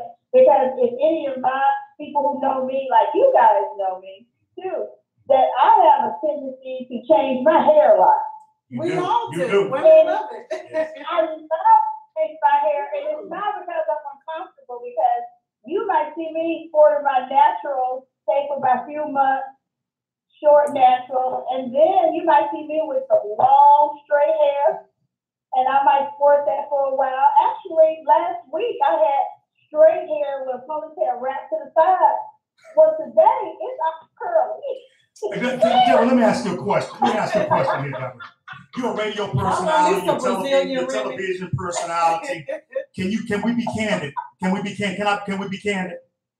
What is it that makes you self-conscious? Can you be that transparent with us? What's the one thing that makes you? And congratulations on you two. You're such great people, and I love you. Thank you. Thank you. We love you. And whatever I support you, but you don't need my support. You do it on your own, because I can see God is in the steering wheel. Yes, and, he is. Yeah, he has to great limits. But I'm happy that you allowed me to have an opportunity to say a word or two. But Pastor, you're asking me, why is it that we, am I insecure or anything like that? Is that the question? Yes, I want to know what makes Deborah Rankin insecure, the thing that people may not know about you.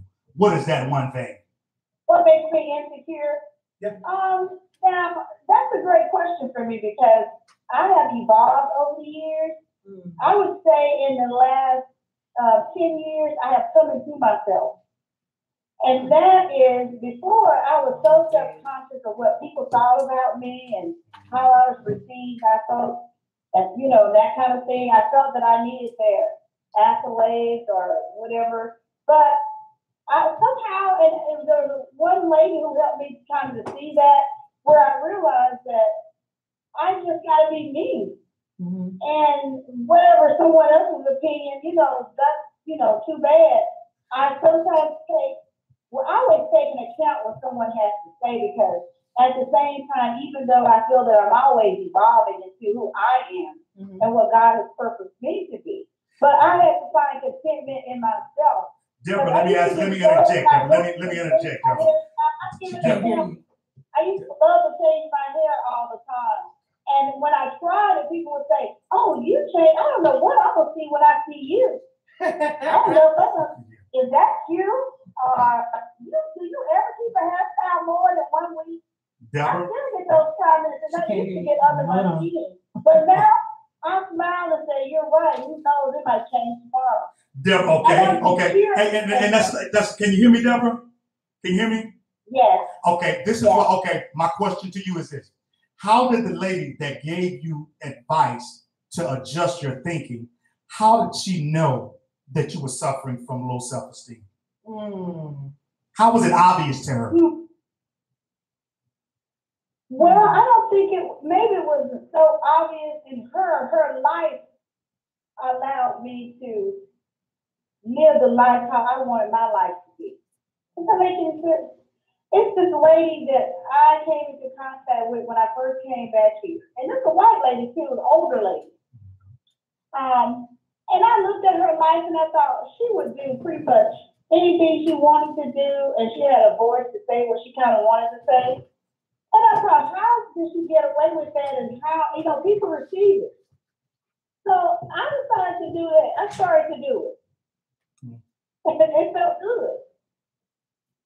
And I think I was so uncomfortable as a child.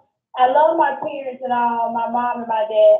but they were really, I guess, strict about looking a certain way, dressing a certain way, eating a certain way, and I'm still into a lot of that. You know how a lady sits a certain way, she holds her hands, and how she addresses the audience. Yeah. And so that's part of me too, because that's part of who I am. But let me ask you this, because let me ask how I want to dress. Okay, Deborah, let me ask you this right here. Can you see and have you seen an uptick in crime in your area, as in Danville and these different places, and where we can directly relate it to the lack of self-esteem? Because I remember a point in time that people it didn't matter what kind of shoes you had on.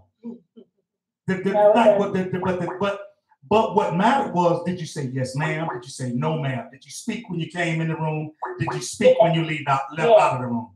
Nowadays, people will kill you for your shoes. You know, I think I don't blame all the young people for that.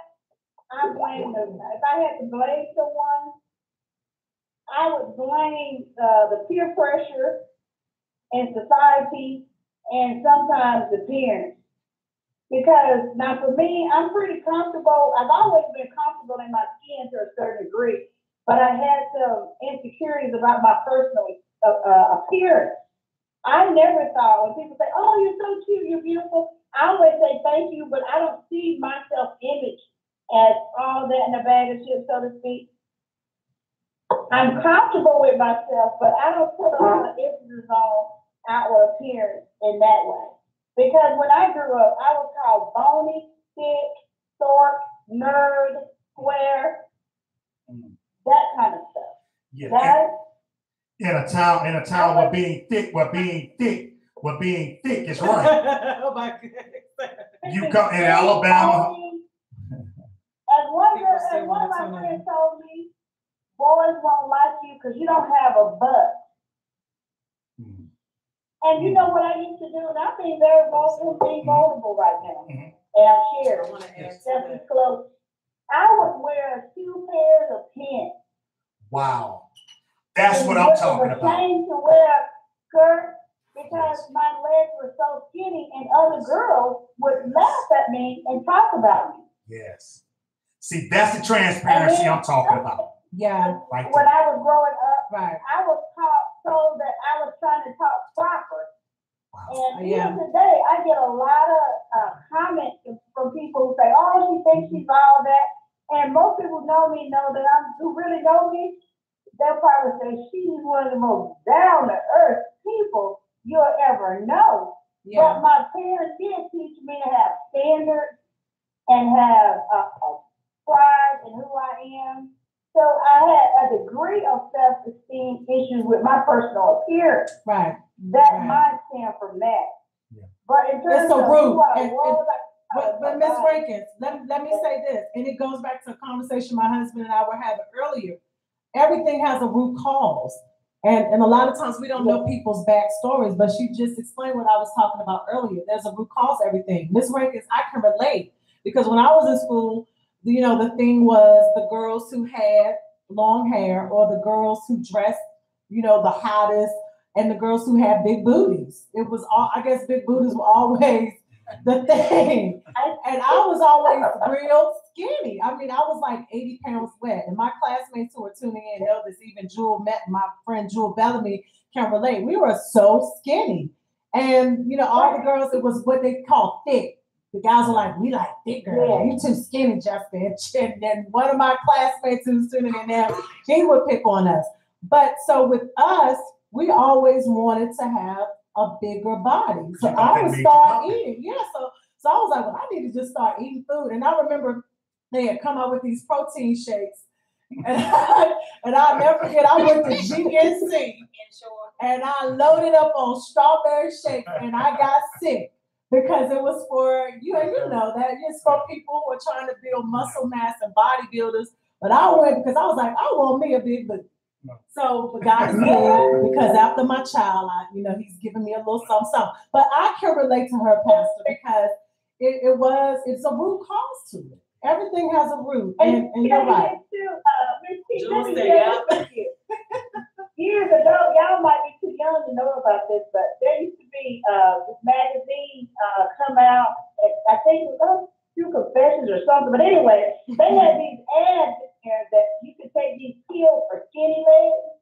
Wow. They're ordering me some of that.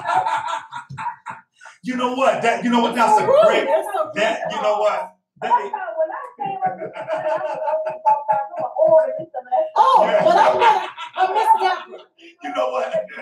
You just came up with I think that I might create a pill that makes you think that it's going to grow your behind. Well, hold on. That is a great invention. I'm gonna take that. I'm gonna but listen. Y'all giving me ideas. Y'all know I'm doing. But Miss Deborah, I want Miss Deborah, I want to turn the tables on my husband because, okay, so of course, and I'm his wife, but I think he has a great body, and I like his arms, I like his muscles, but he had to develop this. You were not born with these. You had to go to the gym consistently, and you still do, to make your arms bigger than what some of the pictures I've seen. So isn't that the same as? Not exactly the same. One is for healthiness, to make you healthy. Thank you, Deborah. We women got to stick together. Deborah, you let me down. You let me down. But just explain, baby. Come on. Yeah, but I mean, that one is for healthy. When you live healthy, and I believe in wholesome living.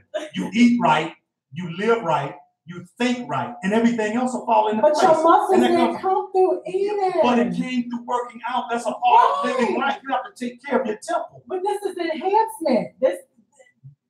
No, let me tell you. Can I tell you what enhancement would be? Can I tell you what enhancement would be? Can I tell you what enhancement would be? The pump ups. The Viagra. You're putting socks in your pants when you sit down. So you look like Grandpa. The Iceman.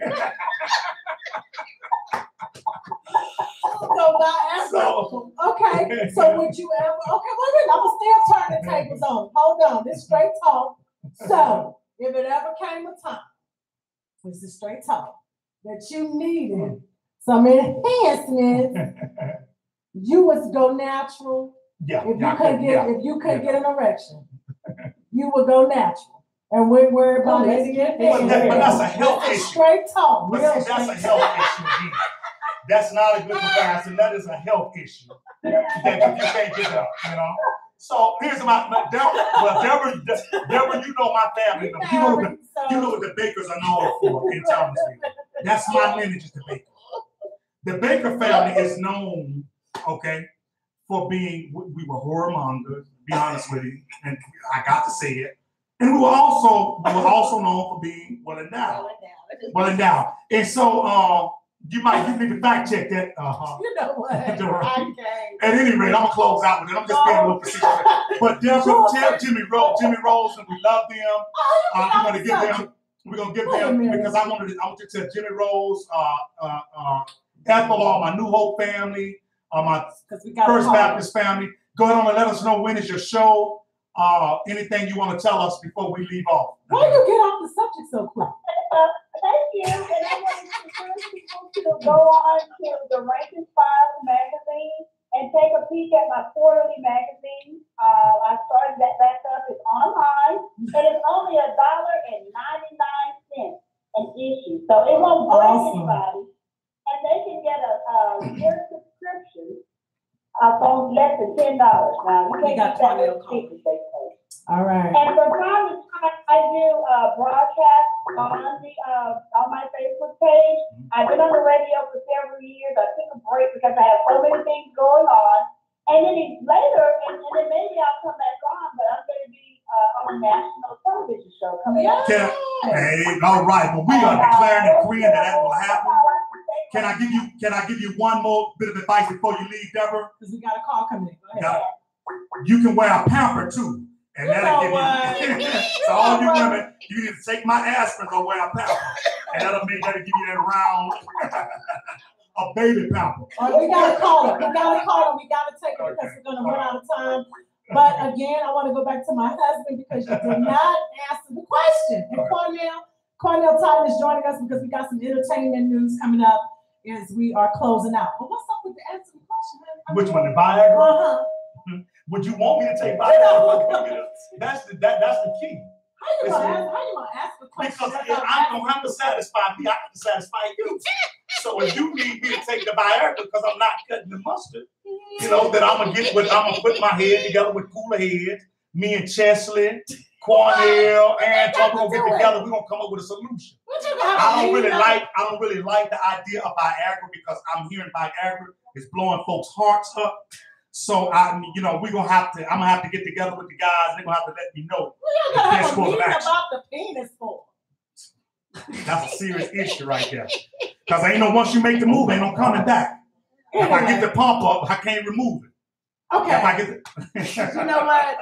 We're gonna move on. We do have a caller. Thank you all for joining Straight Talk. We've got Cornell Totten on the line. He is joining us from Danville, VA. This is our entertainment segment. The Stellars are coming up, and a lot of people are excited about it. Cornell is on several different committees as it relates to the Stellars. He's worked the Stellar Awards.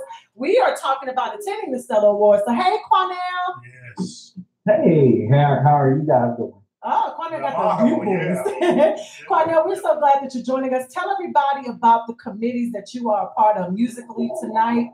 And we're going to get into some Stellar parts of Stellar committee from placing reporters where they need to go to actually being over at the mosh pit to actually putting some of the behind the scenes together.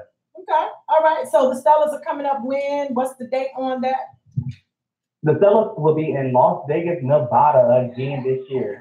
Maybe the last year, so come on out and try. It may be, not sure as of yet. It will be March 24th. That's the fourth Saturday in March in Las Vegas once again at the Orleans Arena Hotel. Orleans Arena Hotel. So one of the things I learned about the Stellar Awards was that anybody can attend, not just those who are BPU does. We're gonna have to talk to Dr. Angela. We don't have access, but I want him to give some general information to people who want to attend, who have always wanted to attend the award show. Cornell, tell them how they can go about getting tickets, obtaining access to a lot of the different events that go on, and tell us about the events. And why is it not in Atlanta? Okay. The Stellar actually is like a weekend long celebration. It actually starts on Tuesday and go all the way to Sunday night, where you can enjoy all types of events, get to meet gospel artists from location, black, white, all gospel artists attend the Stellar. As you already know, it has been released. Tasha Cobbs and Anthony Brown will be performing at the Stellar this year. Some of the nominations have been announced already, so people can already know who are winning what segment, so we can actually go ahead and have a flow. We do have some extracurricular activities going on this year at the Stellar, some things that never went on. At the Stellar, we actually have another call tonight about some of the stuff, some of the things. So we are making progress. Wow. Well, I want you to tell us also about some of the events. It's like a big musical gumbo. It's almost like the Mardi Gras of gospel. So, Cornell, can you tell us about some of the events during the week? Because BPU, Dr. Angela, I can see her mind going right now. How can we get BPU there? Yeah, exactly, to be a media outlet that can represent at the Stellar Awards and be right there on the red carpet as the action is going down. So tell us about some of the events, if you already know some of those events that'll take place that week. Okay, we do. We actually do have some of them already. Let me pull some of them up while I'm speaking to you. One of the major events is the White Party. It haven't been released as of yet. No, Pastor Antonio. Pastor Antonio Fitzgerald is joining us. Hey, Pastor, and happy anniversary to you. He attends the Stellars. Yeah, he attends the Stellars, by the way. Go ahead. I'm sorry, Cornell. The White Party haven't been released as of yet. It will be released very soon. We do have other segments. This year we have something called Stellar Best Live. It's a live recording for any artist to participate in. Just a little seed We do have certain, like the Wall Group, Chevy 5, some other artists have agreed to be on that segment already. We have Center Stage that the sellers will be participating in as well this year. And then, of course, we have something they call Indie Rock Lounge. That's where all artists, reporters, anyone in the segment of sellers or in the gospel industry can come together, learn from each other, learn from other industry artists and industry leaders of how to do something through that year and to how to work together toward it. Wow, you guys have any questions, Dr. Yes, Pastor? I got a question for you. You got a by the way, you got a wonderful microphone radio voice. That's first of all. Secondly, you got to explain to us, how did you fall asleep trying to make it to Atlanta on the side of the highway? We got to get the skinny on it. Talk about the sellers. Wait a minute. I need to know the skinny. What happened that made you fall asleep on the side of the road? You take, we talking about the sellers right now.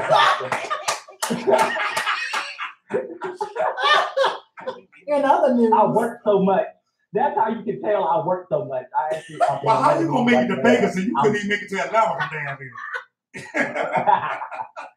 I'm sorry, I didn't make it to Atlanta. However, I will be in Atlanta next month. that's right. All right. I mean, we're gonna talk about that too. Dr. Ellis, did you have any questions? Yes. It's something BPU could participate in. Yes, when it comes to the Stellar Awards in the media outlets, 'cause I've been to the Stellar Awards and it's very, very intriguing, just to see all of those people come together. But when it comes to the media outlets for the Stellar Awards, who do we contact to get in contact with someone to come in for media? Great question. Central Production. Central Production is we will be releasing that very soon. So I just actually asked the coordinator for that because someone else other than Jessica been asked about that information. So I sent the email and he said it will be coming. We'll talk that on the call. And that information will be released very soon. And the other question and that I that is have. Central Production. Okay, thank you. And so when you hang up, you can call them back and give us the information off the air, right? Absolutely.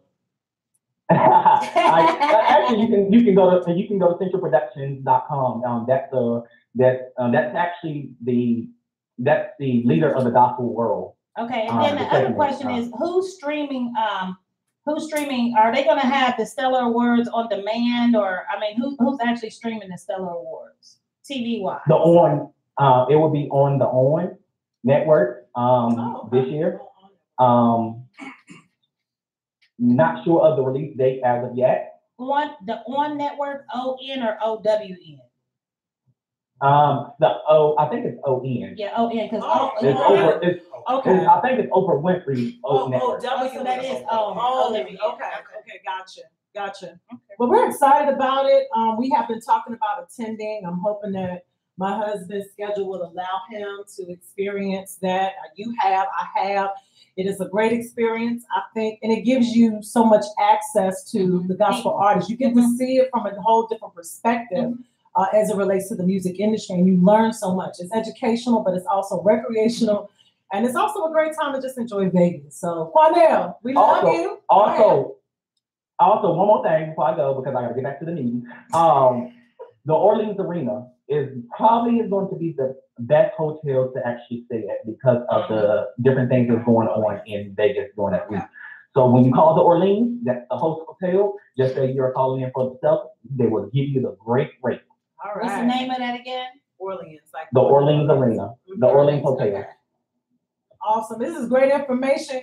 Quanell, thank you so much for all that you do and for taking the time out of your meeting. Don't fall asleep in the meeting. Now, can you get me and Sister Jessica a duet at the Stellar Awards? Yeah. The up-and-coming gospel artist. Discuss that all. You know what? Bye. Bye, Quanell. All right. Y'all have a good night. All right. And we are in our last few minutes. We're in the last segment as we pull everything together and wrap everything up. We're going to start with Dr. Harris. Okay. Your last closing thoughts, Dr. H. Honesty is the best policy. That's what, when it comes to relationships, when it comes to anything that you do, especially when it comes to being with a person that you look at spending the rest of your life with, then you always want to make that situation a peaceful, loving, and powerful situation instead of a situation that has confusion, lies, and deception. Because the end result to that is failure. Amen. But the end result to someone that can be powerful together, that can love together, that can be peaceful together, the end result is unity. Wow. It's so amazing that she's talking about everything that we talked about earlier. Yeah. So I'm going to let him have the last word tonight. First of all, baby, I'm not a man. Do you need a pamper? I don't need a pamper. I got a pamper. I'm coming up with that. Y'all have got my creative juices flowing. But I'm learning that true love is unconditional, and love is a choice. And this is not something that you get into lightly. Loving someone is definitely a choice. Communication is definitely important. Person is not a mind reader, so I think you really have to translate. And don't assume that a person just knows you because you all are one. You really have to translate to your partner what you need, what you desire, what you were disappointed in to make it work. So those are my words that I'm learning, and you have the last words tonight. Yes, well, again, the Bible says that you are fearfully and wonderfully made. Amen. And so we cannot underscore that. I cannot overemphasize that. Enhance, what is enhanced? What is beauty? Beauty is subjective, and so it's never objective, it's always subjective. Beauty is in the eye of the beholder. And so I don't mind you enhancing your beauty. It's not that I have any control of it, but I would charge you, enhance to do what you need to do, but don't let that be a vehicle that you rely on or a crutch. And you're really suffering from low self-esteem. So enhance. So be made whole. All right. And again, I will leave you to that. Feed your faith, starve your doubts. Amen. And those are my final thoughts. And again, Threshing Floor, that's my song. And I don't know where we're going to close out with it. And secondly, two more things. I got them Pampers for you, and I got the aspirin for you. Okay? So we done that. Rodney Coleman says he really enjoyed this. My brother and sister, Facebook, thank you, True. Did someone say true love? True Smith, you don't have to call, girl. Now look, we enjoy your comments, but next week, call us. 404-382-0417. On that note, we want to thank Dr. Angela, BPU Radio, for all that you're doing. She's also our engineer. So we got to shout out the engineer. We working some things out, but we are enjoying this. And I want to say this about my husband. I told him he's going to have the last words. Doctor, can I just put him on Front Street? Go ahead. We did a live video, right, talking about the show. Mm-hmm. And, I was all, as he says, geeked up. And he was like, yeah, I ain't gonna really be saying too much on this show. I just want to be laid back. This is my wife's thing. I ain't gonna be saying a lot. I'm just. Can you agree, Dr. Harris, that he be showing off? And girl, he can sit back and not say nothing. That is absolutely not the truth. You just said that. We talking about the truth now. You gotta make my mouth move. I gotta make my mouth move. You have done that. On that note, we're gonna close out Straight Talk tonight with my baby song, Threshing Floor. I'm on the Threshing Floor. With over 4,200 views today. And that's actual views that people watched it for at least 1 minute. But then the actual people that saw this is over 8,000. So congratulations. Wow. Make the dream work. Go viral then. Go viral. Y'all ready? Yes. No Viagra tonight. No Viagra tonight. We're taking this show on the road. Las Vegas. Here we come. Threshing Floor. Orleans Hotel. Have a good night. Mardi Gras. There you go. Feed your faith. Stop your doubts. And make your mouth move. Wait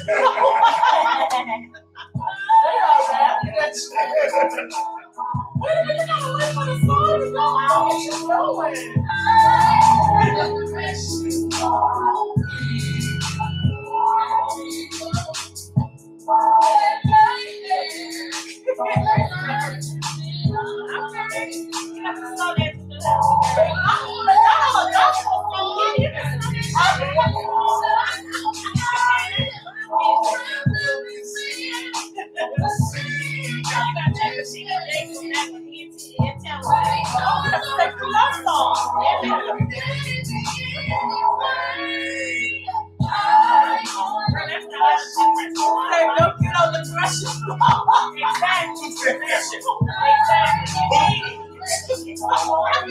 True said that. True.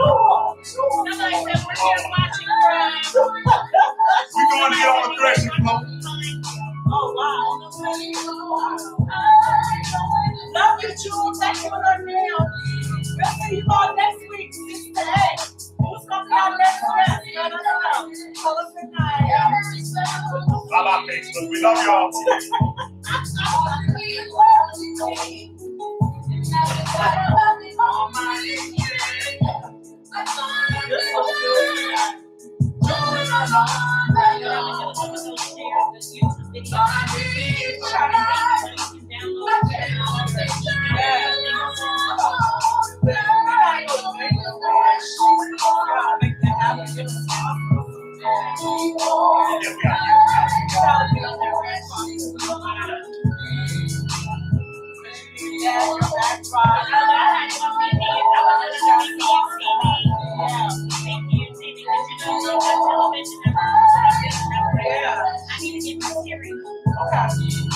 Love you, Doc. We love you.